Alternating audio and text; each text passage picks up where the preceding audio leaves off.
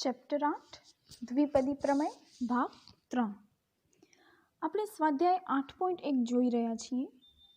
તેમના અમુક દાખલા મેં તમને હોમવર્કમાં પણ આપેલા છે. ત્યારબાદ આવે છે કે દ્વિપદી પ્રમેયનો ઉપયોગ કરી 1.1 ની 10,000 ઘાત અથવા 1000 પૈકી કઈ સંખ્યા મોટી છે તે નક્કી કરવું. હવે અહીં આપણને માત્ર ને માત્ર કઈ સંખ્યા મોટી છે તે નક્કી કરવાનું છે. કેટલી મોટી છે અને શું એ આપણને નક્કી નથી કરવાનું, બરાબર. એટલે હવે જોઈએ આપણે કઈ રીતે આ દાખલો કરી શકાય. તો સૌથી પહેલાં તો આપણે કઈ સંખ્યા મોટી છે તે જોવું છે. એટલે બેમાંથી કોઈ એક સંખ્યા મોટી હશે તો આપણે મોટી મતલબ બાદબાકી કરી શકીએ, બરાબર. હવે જોઈએ આપણે કઈ રીતે બાદબાકી કરી શકાય છે. તો 1.1 ની 10,000 ઘાત માઇનસ 1000. તો આ 1.1 છે ને હું આ રીતે લખી શકું 1 પ્લસ 0.1 ની 10,000 ઘાત માઇનસ 1000. હવે 1 પ્લસ 0.1 ની 10,000 ઘાત ઉપર આપણે દ્વિપદી પ્રમેયનો ઉપયોગ કરી શકીએ. તો ચલો 10,000 C0. હવે 1 ની આપણે જેટલી બી ઘાત લખીએ એનો કોઈ ફરક પડશે નહીં. એટલે હવે હું 1 ની ઘાત લખતી નથી કે 1 ની 10,000 ઘાત કે 1 ની 9,999 ઘાત કે એવી રીતે હવે હું 1 માટે મેન્શન નહીં કરું. જે બી કરવાનું હશે એ આપણે 0.01 માટે કરીશું. પ્લસ 10,000 C1 એને ગુણ્યા 0.01 ની 1 ઘાત. 10,000 C2 0.01 નો વર્ગ પ્લસ ટુ પ્લસ અહીં લખું છું 10,000 C 10,000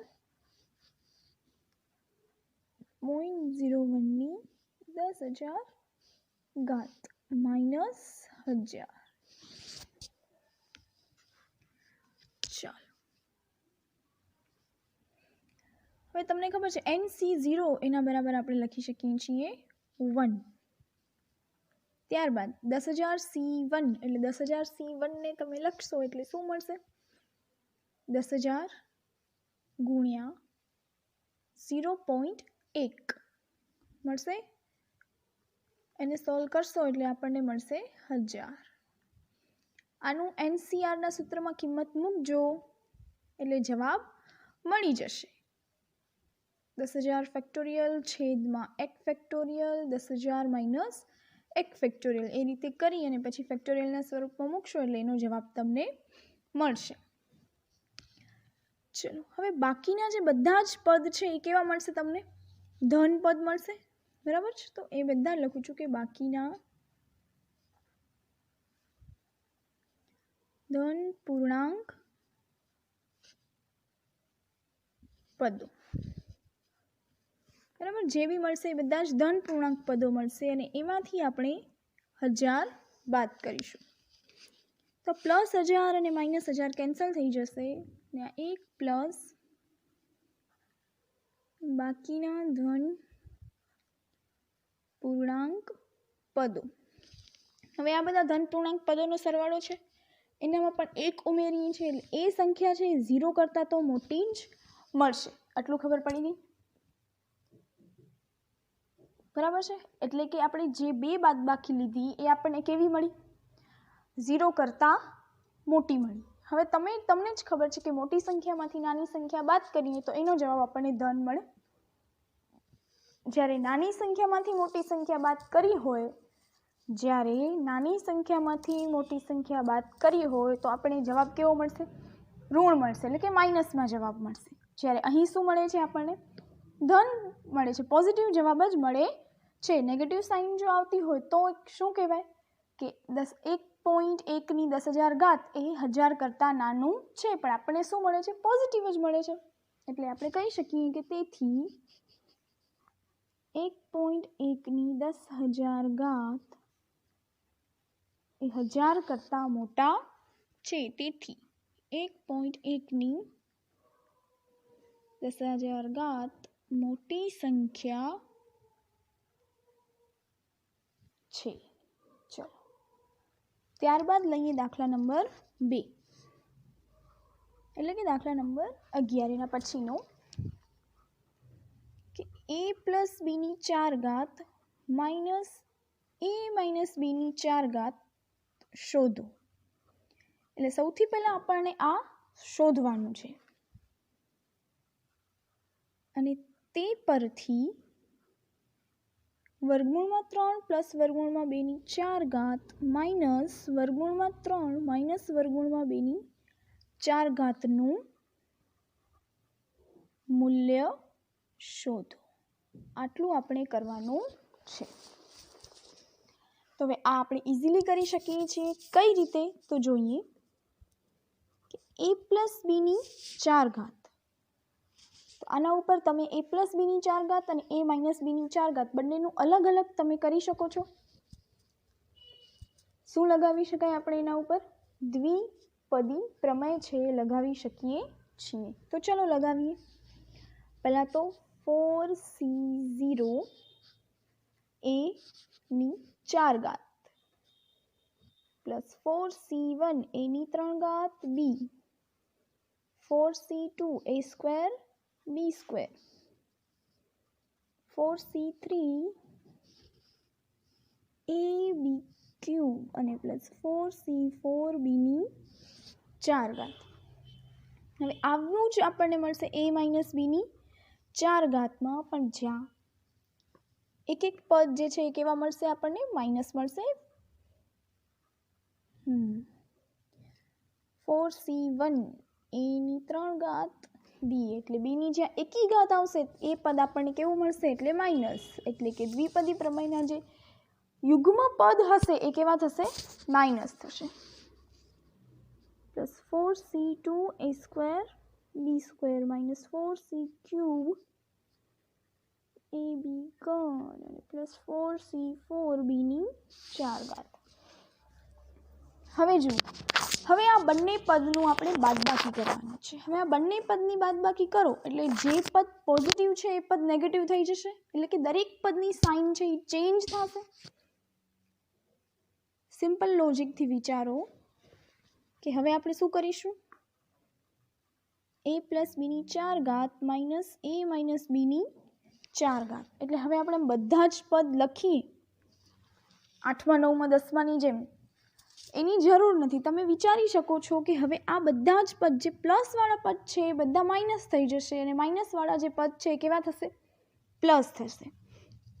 અને બાકીના પ્લસ માઇનસ પદ છે કેવા થઈ જશે? કેન્સલ થઈ જશે. એટલે બાકીના જે પદ છે એ કેટલા ટાઈમ બચે? એક ટાઈમ અને બે ટાઈમ. એટલે આપણે લખી શકીએ 2 into 4c1 a cube b plus 4c3 ab cube.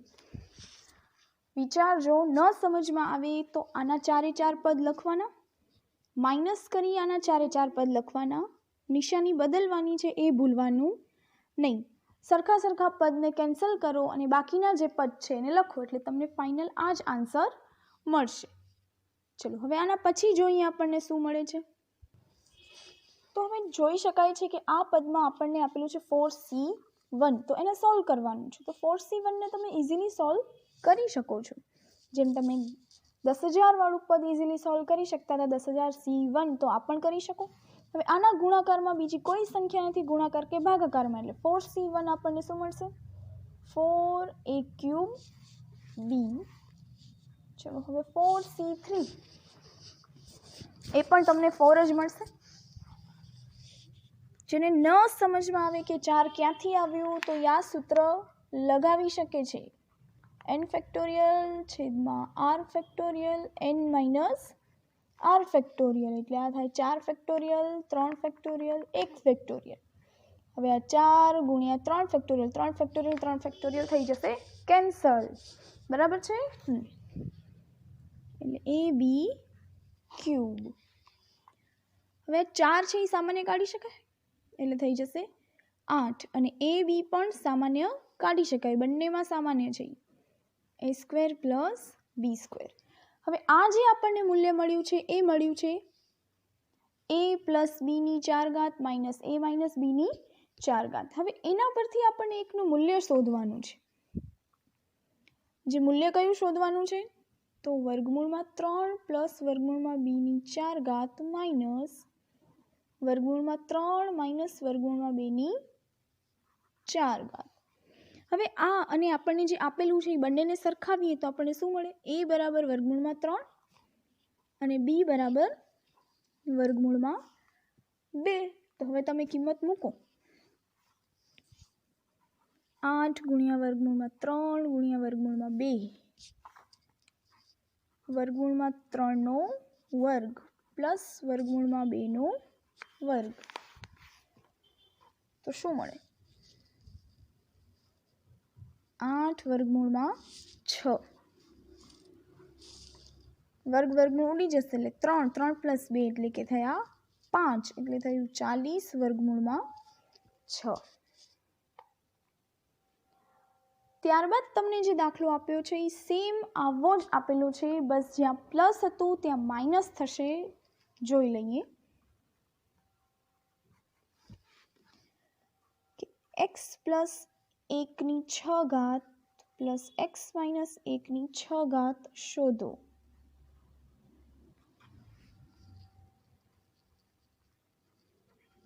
તે પરથી અથવા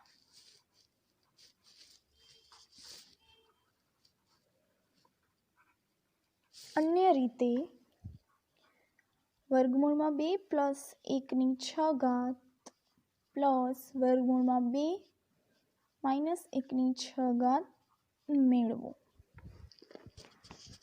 હવે તે પરથી અથવા અન્ય રીતે, હવે અન્ય રીતે એટલે તમારે આના માટે આવે દ્વિઘાત પ્રમેય જ. તો એ પ્રમેય પરથી જ તમારે શોધવું પડે. હવે એ પ્રમેય પરથી તમે ઓલરેડી આ દાખલો કર્યો હોય તો તમને સરળ ઇઝી આ દાખલો આના પરથી કરવો છે એ જ પડે. એટલે જેમ આપણે આ કરેલો તે, બાકી પાછું તમને સોલ્વ કરવું હોય તો પાછા સ્ટેપ તમને આ જ મળે. બરાબર છે? ચલો જોઈએ. પહેલાં તો આપણે x પ્લસ 1ની 6 ઘાતને જોઈએ. તો 6 6 0 xની 6 ઘાત 6 6 1 xની 5 ઘાત. હવે એક છે એટલે હું લખતી નથી. 6c2 xની 4 ઘાત 6c3 xની 3 ઘાત 6c4 xની 2 ઘાત 6c5 xની 1 ઘાત અને 6c6 એ જ રીતે આપણને મળે છે x માઇનસ 1ની 6 ઘાત. હવે કયું પદ માઇનસ મળે એ તમે સમજી શકો છો. જ્યાં એકની એકી ઘાત આવતી હોય તે, એટલે કે બીજું ચોથું છઠ્ઠું પદ છે એ આપણને કેવું મળશે? માઇનસ 6c3 xની 3 ઘાત. ઓકે, આ માઇનસ વાળું પદ છે. પછી પ્લસ 6c4 xની વર્ગ માઇનસ 6c5 xની 1 ઘાત અને પ્લસ 6c6. હવે જુઓ, અહીં તમને કરવાનું છે સરવાળો. એટલે હવે કોઈની નિશાનીમાં કોઈ ચેન્જ આવશે નહીં. જેની નિશાની જેમ છે એમ જ મળશે. બરાબર છે? તો ચલો, પહેલાં આને સોલ્વ કરી લેવાની જરૂર હતી. કાંઈ વાંધો નહીં. આ છે સમીકરણ 1 અને આ છે સમીકરણ 2. હવે પરિણામ 1 પરથી તમને શું મળે? 6 ઘાત પરથી તો 660 એટલે એ તો તમને એક જ મળશે, એટલે કે xની 6 ઘાત. હવે 6c1 એ પણ તમને શું મળે? 6xની 5 ઘાત. 6c2 એટલે કે 15xની 4 ઘાત। આ બધામાં તમે એનસીઆરનું સૂત્ર લગાવી અને પછી દાખલો કરી શકો છો। 6c3 મળશે આપણને 20x નો ઘન, પછી પાછું 15x² પ્લસ 6x પ્લસ 1, અને એવી જ રીતે પરિણામ 2 પરથી આપણને મળશે x માઇનસ 1ની 6 ઘાત એટલે કે 6x ની 6 ઘાત માઇનસ 6x ની 5 ઘાત પ્લસ 15x ની 4 ઘાત માઇનસ 20x નો ઘન plus 15x² minus 6x plus 1। હવે આ બંને ઉપરથી તમને શું કરવાનું છે? સરવાળો કરવાનો છે। આ બંનેનો સરવાળો કરો એટલે હવે આની નિશાનીમાં કોઈ ચેન્જ આવશે નહીં। તો x પ્લસ 1ની 6 ઘાત પ્લસ x માઇનસ 1ની 6 ઘાત એટલે જવાબ શું મળે? તો આ પ્લસવાળા પ્લસ માઇનસવાળા પદ છે એ શું થઈ જશે? કેન્સલ। એટલે બચશે શું? આ બધા જ પદ છે એ બે વાર બચશે એટલે આપણે 2 છે એ સામાન્ય લખી શકીએ। તો x ની 6 ઘાત પ્લસ 15x ની 4 ઘાત પ્લસ 15x² પ્લસ 1। હવે આ જ પરથી તમે x બરાબર વર્ગમૂળમાં 2 કિંમત મૂકી અને આ દાખલો છે એ તમે સોલ્વ કરી શકો છો। એટલે તમને આનું મૂલ્ય છે એ મળી જશે। જેમ આપણને આમાં મૂલ્ય મળ્યું એ જ રીતે આપણને આ દાખલામાં આનું મૂલ્ય મળી જશે। એટલે આ દાખલો તમે હોમવર્કમાં કમ્પ્લીટ કરી શકશો। ત્યારબાદ એક દાખલો આવે છે કે બતાવો કે ધન પૂર્ણાંક n માટે 9ની n+1 ઘાત માઇનસ 8n માઇનસ 9 માટે અહીંયા આવશે -9 એ 64 વડે વિભાજ્ય છે। આપણે આ વસ્તુ છે એ બતાવવાની છે। હવે કોઈ પણ વસ્તુ 64 વડે વિભાજ્ય છે તો એ જે સંખ્યા છે એ 64 વડે ગુણાકારના સ્વરૂપમાં પણ આવી શકે।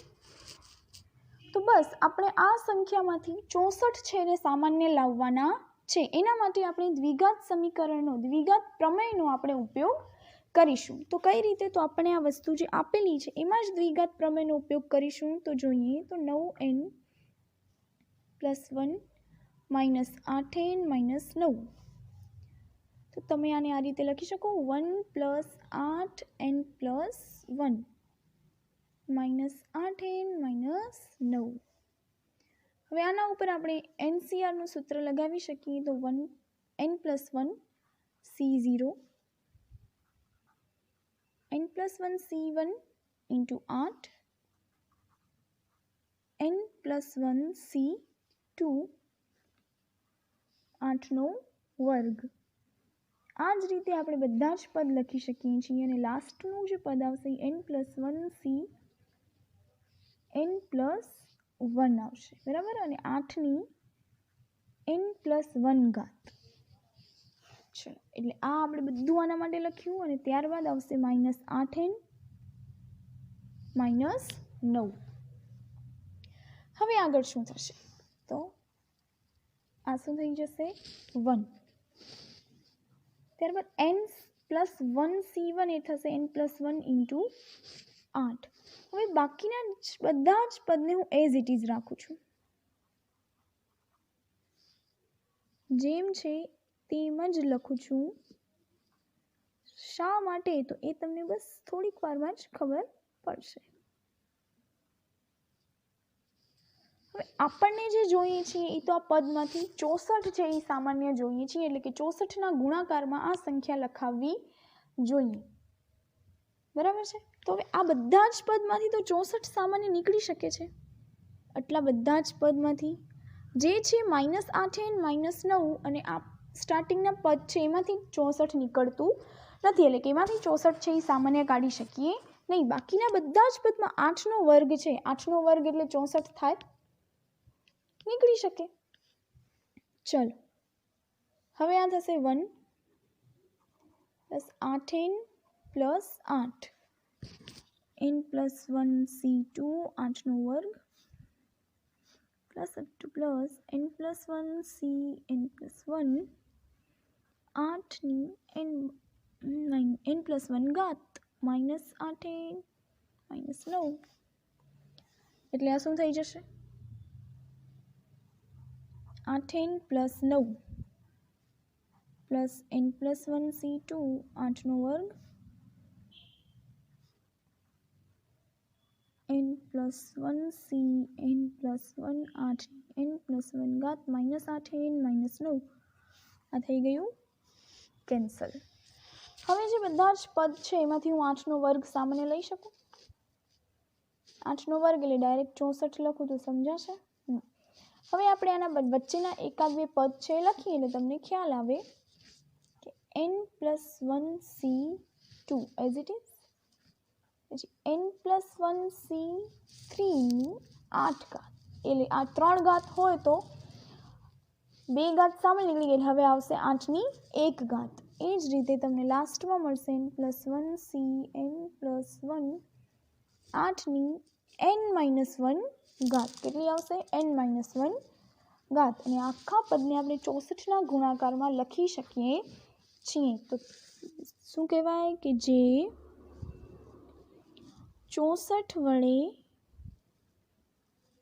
વિભાજ્ય છે, જે 64 વડે વિભાજ્ય છે.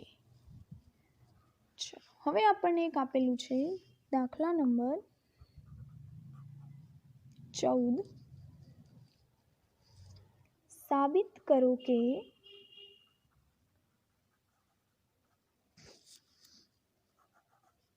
સિગ્મા r બરાબર 0 એટલે sigma r⁴ to n 3ની r ઘાત ગુણ્યા n/r બરાબર 4ની n ઘાત. આ જે સૂત્ર છે એ એક જનરલ સૂત્ર છે કે દ્વિપદી પ્રમેયનો સરવાળો. હવે આ દ્વિપદી પ્રમેયનો સરવાળો છે અને આ સૂત્ર માટે આપણે 1 + xની n ઘાતનો ઉપયોગ કરીશું. 1 + xની n ઘાત એટલે હવે અહીંયા આપણે x તરીકે શું લઈશું 3. x તરીકે આપણે શું લઈશું 3. તો ચલો આના ઉપર આપણે સમીકરણ લગાવીએ કે n કિંમત મૂકતા જઈએ. પહેલાં n બરાબર 0 લેવાનું, r બરાબર 0 લઈશું ત્યારે આપણે 3ની કેટલી ઘાત મળશે 0 ઘાત. અને એને ગુણ્યા આપણે nc0 લખ્યું પ્લસ nc1 એને ગુણ્યા 3 nc2 3નો વર્ગ nc3 3ની 3 ઘાત plus up to plus ncn 3ની n ઘાત. બરાબર, આપણે r બરાબર 0 થી n કિંમત મૂકી અને આ પદને ખોલ્યું છે. એવું હોય તો તમે અહીંયા આ જ પદ છે પહેલાં લખી દો 3ની r ઘાત એને ગુણ્યા ncr. આના બરાબર આપણે આ કરીએ છીએ. બરાબર, ચલો એટલે આ શું થશે nc0 પ્લસ nc1 3 ઘાત nc2. બસ લાસ્ટમાં તમને આ શું છે બસ એ જ જોવાનું છે. હવે આને ગુણ્યા તમે અહીંયા કને 1 લખી શકો, 1ની n ઘાત એને ગુણ્યા 1ની n-1 ઘાત એને ગુણ્યા આ જે પાછળથી લખું છું એ તમને બતાવવાનું નથી, એ તમને સમજવા માટે લખું છું. ચલો તો આ જે છે એને તમે લખી શકો કે 1 + 3ની n ઘાત એને બરાબર 4ની n ઘાત. એટલે તમારું થઈ ગયું LHS બરાબર RHS. તો અહીં આપણું સ્વાધ્યાય 8.1 પૂરું થઈ ગયું છે. ત્યારબાદ નેક્સ્ટ ટોપિક આપણે આગળના લેક્ચરમાં સમજીશું. Thank you.